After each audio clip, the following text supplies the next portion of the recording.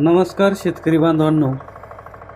आजच्या यांत्रिकीकरण युगामध्ये शेती करणे खूप सोपे झालेले आहे. बैल, बारदाना एवढे आपल्याला कुटाणे करायची गरज पडत नाही. फक्त आपण एक पॉवर टिलर खरेदी करायचं आणि पॉवर टिलर साधारण 9 HP म्हणजे 8.5 HP 10 HP पर्यंत पाहिजे. जास्त मोठंही नको आणि लहानही नको. लहान असलं त्याला काम झेपत नाही, मोठं असलं ते छोट्या कामात चालत नाही. जसं आता या अद्रकीमध्ये जर आपल्याला चालवायचं तर साधारण ते 10 HP पेक्षा कमीच पाहिजे. 12 HP वगैरे असलं तर ते टिलर म्हणून येतं. तर ते आपल्या अद्रकीमध्ये आपल्या ज्या छोटे कामं जे बैलाची करतो आपण त्याच्यामध्ये ते होत नाही.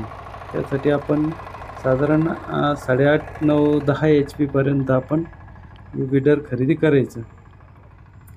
आणि विडर खरेदी केल्यानंतर त्याला अनेक प्रकारचे आपण अवजारे लावू शकतो. जसे कोळपा असेल, वखर असेल, लेझर असेल, कुठलंही तुम्ही काम त्या पॉवर टिलरद्वारे करू शकतो.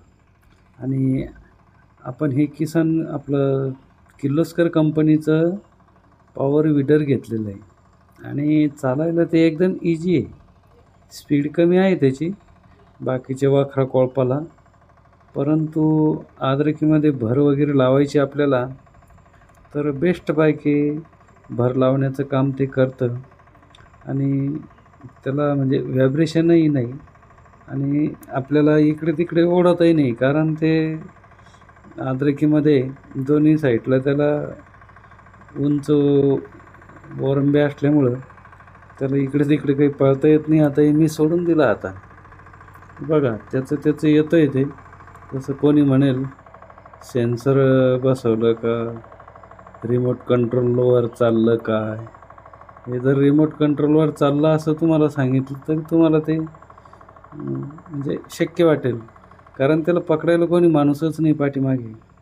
आणि बेस्ट प्रकारे अद्रकीला भर लावण्याचं काम आपण करू शकतो. तर बघा आपणही पॉवर टिलर घ्यावं आणि अनेक प्रकारचे अवजारं त्याला बसवून आपल्या शेतीचे कामं करावं, शेतीचं उत्पन्न वाढवावं, कमी खर्चामध्ये जास्त उत्पन्न घ्यावं, अशी सर्व शेतकऱ्यांना शुभेच्छा. आणि आपण चांगली मेहनत करून जास्त कमाई करावं एवढीच परमेश्वराजवळ इच्छा व्यक्त करतो आणि मी थांबतो. धन्यवाद.